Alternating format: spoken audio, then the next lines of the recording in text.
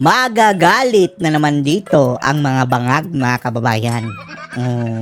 Di ba natatandaan nyo? Sinabi ni Chavit Singson sa interview niya sa media na eto daw si Marcos, mga kababayan, matapos niyang tulungan ay hindi na makaalala at tila baga nagka-Alzheimer's na. Nag-uulyanin na daw, mga kababayan, si McCoy. Si BBM the Junior. Sabi ni Singson. At ang sabi ni Chavit, hindi na siya susuporta sa mga Marcos. Doon na siya susuporta sa mga Duterte. At agree dyan si VP Sara, mga kababayan. Bukas kamay na winelcome ni VP Inday etong si Chavit. Kaya nadagdagan po ang kalaban ni BBM, mga kababayan, at pustahan tayo. Si Chavit naman ang gigipiting ngayon dito. Panoorin niyo po, ha. Ito na siguro last na pag-support namin sa mga Marcoses. Saglit lang ito, ha. Short clip. Yun daw ang huling pagkakataon daw, mga kababayan, na susuportahan niya ang mga Marcos. Hindi na kami kilala. Hindi namin tinatanggap plano. Hindi na kami kilala. Ako, kasama ko siya. Ako nagkukontak sa mga mayors. Ako nag-aaral sa lahat. Support. Binigyan pa sila ng bulletproof na mga kababayan, sasakyan nung nangangampanya sila. Buti naman Chavit at hindi ka tinuwa sa unit team. At buti naman din, mga kababayan, at hindi siya nagpalinya. Support. Pag may banat kay Bongbong, ako nagsasagot. Pero after election, may Alzheimer na si Bongbong. Hindi na ako kilala. Mayroon ng Alzheimer si Bongbong Marcos. Pakinggan ko yung interview ni Manong Chavit sa Billionaire na pag kumandidato po daw po kayo sa 2024, support po daw po siya sa iyo. Dahil nagka-amnesia na daw po si Alzheimer na si BBM. Ano po masasabi niyo kay Manong Mas malala pa sa amnesia, mga kababayan, Alzheimer na talaga. Ulyanin. Chavit? Well, nagpapasalamat ako kay former Governor Chavit Singson. In fact, tumatawag siya sa akin twice bago yan lumabas ang interview. Tumawag siya sa akin. Twice ko din na hindi nakatanggap yung call niya, na miss call lang siya. Tapos nung nag-message naman ako sa kanya na tatawag ako, hindi na siya nakasagot, baka busy din kasi. So, nagpapasalamat ako sa kanyang suporta. At isa siya sa mga tao na kilala ko na maayos kausap at may prinsipyo na tao. May prinsipyo, Ito si BBM, mga kababayan, matapos pakinabangan, parang basurang itatapon ng isang tao. Pero mabuti na rin mas mabuti na rin dahil napalayo si Chavit, mga kababayan, doon sa mga kasabaang pinaggagawa nitong sina BBM. Ma'am, another question. That's 3 years from now, the presidential election. But right now, what does the VP want to do as the vice president and once and for all address the criticisms that you've been not doing your job but just going around the world? So, Mukhang may nakapasok ditong ewan, mga kababayan, parang international correspondent ng media sa Pilipinas. Ang talas magtanong ano po yung plano natin? Yes, ma'am. Very recently, we did our pasidungog, doon.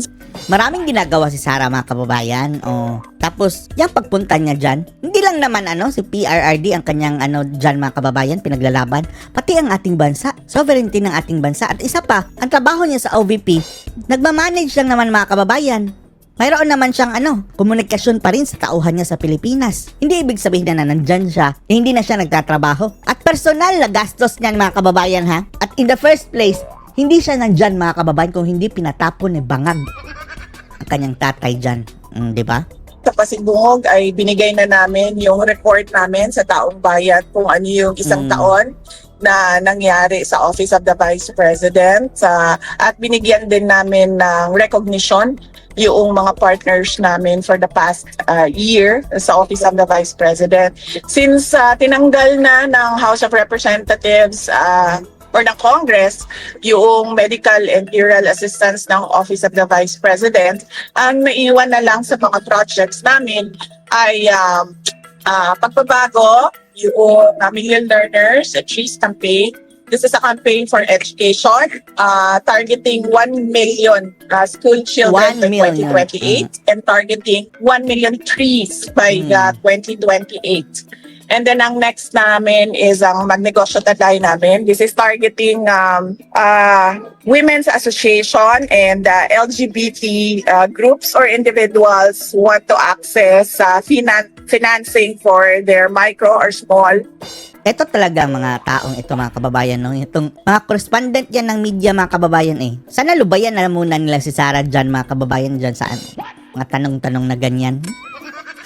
Related na muna sana dyan kay PRRD. Enterprises. Sayang ang oras mga kababayan na dapat sana yung mga updates doon sa loob ng mga kababayan ating maririnig. And then, next is, we still have our Disaster Operations Center. Yun sila, araw-araw yun nagbibigay nung tulong namin kapag merong sunog, may baha, merong evacuees dahil Gigipitin na naman siguro si Sara, no? Sa budget mga kababayan dahil maghihiring na naman para sa budget sa next year.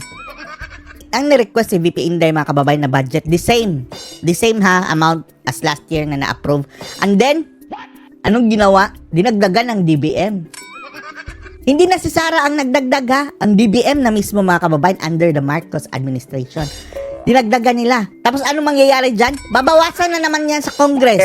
sa pagsabog ng bulkan or dahil sa bagyo, kung ano man yung problem doon sa area of responsibility nila. And then we also have the Libreng Sakay program. Ito yung mga buses na pinahiram sa Office of the Vice President. So, ang ginawa namin ay nilagay namin sila sa mga ruta na kailangan ng augmentation, transportation during high traffic hours. And then, ang next namin is yung Pansarap program namin. This is the feeding program namin wherein we target school children, malnourished school children. For 120 days, we do our feeding program. In fact, meron kaming quite a funny story dito sa Pansarap namin na project, no? Dahil after 120 days, nagkaroon kami ng beneficiary na naging obese ang kanyang weight. So nagka-problema na naman kami kasi sabi nung aming project manager, hindi pwedeng obese ang isang bata. So kailangan doon sila pumasok sa weight. Grabe no, mga kababayan, kulang talaga sa pagkain yung ilan mga kababayan. Yan ang dapat inaayudahan, no? Tina-target mo kung sino talaga ang nangangailangan. Yan naman talaga ang purpose ng ayuda, aid. Tulungan yung nangangailangan, hindi yung sino-sino na lang. Para sa edad nila. So, yun po yung mga projects ongoing for the Office of the Vice President. And dagdag doon sa mga ginagawa ng opisina namin, doon sa loob ng Office of the Vice President and mga satellite offices namin, no? We have in Pangasinan, in Isabela, in National Capital Region, and then we have Western, Central, and Eastern Visayas. We have BARM, we have Western Mindanao, Southern Mindanao, and Caraga, and Bicol. So, yan yung mga ginagawa nila. And then, para sa akin, dinadagdag namin yung mga invitations ng various associations, and then yung invitations ng Filipino communities abroad, mainly to discuss what happened to President Duterte at anong nangyari doon sa kanyang extraordinary rendition, and yung injustice ng ICC, justice na ginagawa ng ICC, holding an 80-year-old man in detention, knowing he has health problems. And then, yung discuss din namin during our Filipino community events, kung ano ba yung mga gusto makita ng mga kababayan natin, lahat ng mga OFWs na nakatira or nakatrabaho abroad, dahil napakaraming best practices around the globe. And then finally, we discuss what is happening right now in our country. So yan yung mga ginagawa namin. Ma'am, kailan ang next visit niyo? Kita tayo dito. Wala pa ako schedule kasi medyo mahaba yung schedule ni Veronica dahil school break na niya So mahaba yung kanyang time. Veronica So she will be Duterte. here. Wala lang schedule at visit. Wala ako dito. Pag wala akong schedule sa bisita, wala din ako dito. Nandito lang ako pag may schedule ako sa bisita. sa loob. Ma'am, I have a question. One question, ma'am. Ilang days na po speech? Or na, Or na? 4 times a week. Ma'am, I have a question. As an excellent, hardworking vice president with 3 consecutive unmodified opinion from FOA, what is your message to your detractors who tries to pull you down to the mud when in fact you're shining like a star? Shining Sinabi ko star. na yan. Kuyawa po na. Stars. Ano, gusto na beauty queen? Beauty contest. Correct. Parang beauty Beauty queen answer, no? Shining like a Grabe. star. No, ano lang.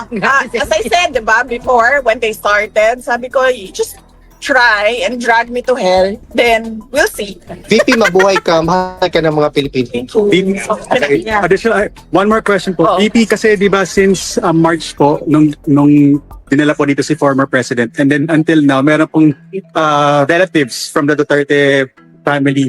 Meron na po ba kayong estimate pa kung magkano na po yung nagastos ng yung family dun sa pagbisita niyo po dito for the past 3 months po? Ako hindi. Hindi kami nagkakwenta ng gastos namin Kanya-kanyang sa bayad. pagbigay ng suporta. Issue na naman nila mga kababayan. Saan kinuha ng mga Duterte ang pera? Hindi yan mga dukha. Ay mga trabaho yan. Hindi nga lang sila mga kababayan. Mga hambog. Hindi sila hambog. Hindi sila mga mayayabang. Kagaya ng ilan na show off ng wealth. Kay dating Pangulong Rodrigo Duterte. As I'm Simple sure lang. hindi nagkakwenta itong mga kabayan. Exactly. Hindi nga kami nakwenta, 2 beses kami mag-print. That is personal question, ma. Okay. Speaking of funds, Personal question. legal funds. How is it that, of course, as the proceedings drag, may legal funds na incur with paying the defense team? So, you mentioned before na hati-hati din among the family members. Is the accessing the legal defense fund at the ICC is on the table or still not considering it? Wala ako. I don't remember anything. I don't remember saying noon na hati-hati kami sa legal funds. Ang legal funds po ay pinag-uusapan ng client at ng lawyer. So, medyo confidential po yun. Hindi ko sinasabi ng lawyer kung ano yung napag-usapan nila ng kliyente niya, no? May pera din si PRRD ha. So, sa kanila yon. But sa travel namin, kanya-kanya po yung gastos. Hindi po kami kumukuha sa isang common fund or ano. Kanya-kanya po hanap ng resources para makabisita kay dating Pangulong. Thank you, VP. Thank you kasi Thank you na, nandiyan yung oo. minor na anak niya nag-aantay. Can I ask the first timers? Ma'am, do you have a few minutes for pictures? Okay. Yan po mga kababayan. Ano masasabi niyo dito? Post. Comments below.